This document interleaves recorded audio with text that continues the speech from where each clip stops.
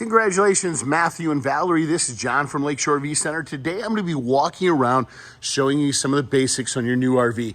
One of the first things you want to do is make sure you turn on your batteries. These are battery disconnect switches. That's your brand new deep cycle battery.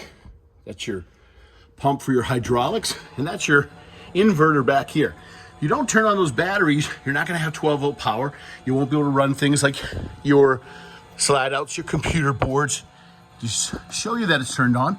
We just simply hit that there, and that lets us know we have power. This also controls the up and down of our hydraulics for our jacks. Auto levels right there, hitch height, and we retract everything right there. We've got propane tanks on either side. Your regulator is located on the other side. I'm going to show you that in a second. Righty-tighty shuts off that tank, and lefty-loosey opens up the tank. Your docking station is located over here. The positioning of the valves determines the functionality for the camper. We're going to shut this light off here. All you do to shut that off is push it in the center. An additional battery disconnect there. You want to make sure these are all turned on. That actually is the one that controls your solar panel. Over here, we've got your pump switch to turn your pump on. Once again, the positioning of the valves determines whether you're trying to dry camp off your tank, city water connection, or winterize. Fresh water hookups are right here, and that's your black tank flush. Exterior spray port hose is what goes right in there. Amazing pass-through storage on this model. The motion sensored lights, everything comes up through that there. It is normal to have the exhaust pipe extend this far out because they want to push the carbon dioxide away from the camper. Hot water heater, really nothing you should have to do in here. There's an anode rod that's been pulled, and that's just for winterization. Use a 7/8 inch socket to put that back in. Furnace exhaust there. Do keep the little ones away from that as it can become hot. Your valves for your waste and sewage are located right in there. Your 1.5 inch is your gray. Your 3 inch is your waste. Good idea to keep and check the lug nuts and the tires after the first 250 miles as they can become loose.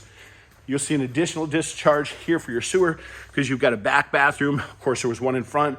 Additional valves there that you open to empty that, and a sewage tank rinse there as well. Your fuel tank on this unit, which is located right back here. Discharge nozzles, those are open because we've emptied those tanks. There's nothing in those. Right now we have tested the system. Your power core reel, that's controlled by this button right here. Your ladder, it's rated at 250 pounds. Try not to exceed that. You want to make sure that if anybody weighs more than that, they use an alternative means to get to the roof. We've zip tied your tailgate. We've tested your rear patio, dropped it down. That's your rear patio awning. This is all controlled from inside. We'll show you that here in a second. Storage of your steps is located down in this compartment right here. Walk you around the outside here real quick. Your key code for your keyless doors is on that tag right there. Your low points are right there for your fresh water system, your spare tire, and then your LP gas quick connect right there. To operate our stove, all we do is push on those blue tabs and that'll slide right out. That's your quick connect stove right there. Your TV is right there. Very important to note that on this model, you do have to slide out the first slide with that button so you can get into the camper. That's your 50 to 30 amp adapter, your electrical adapter, and your sewer hose. This is that regulator I promised to show you. Notice the green color. Green means you got propane in the lines. Red means you're dead, which simply means you're empty. A little flip tab on the top here. Whichever direction that's flipped is the tank it's drawing from. Okay, let's walk inside here.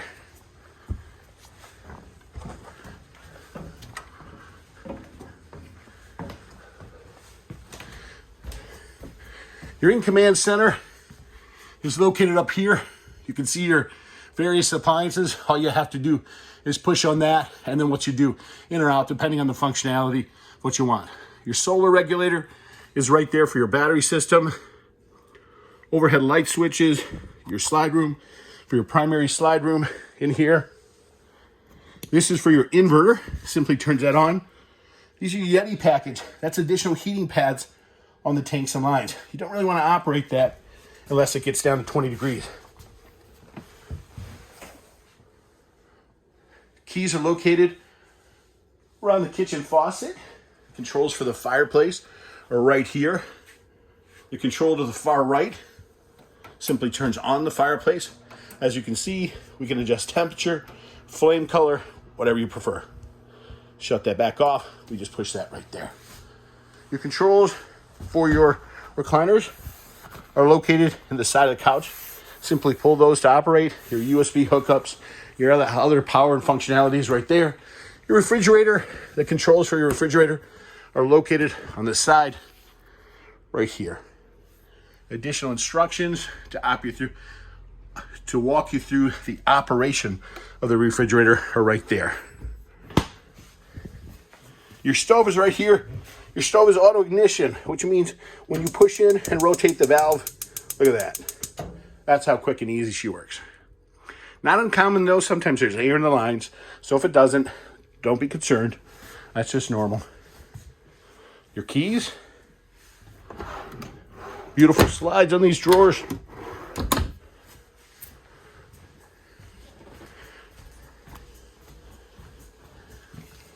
I'm going to walk you up here into your bathroom. Foot flush for your toilet.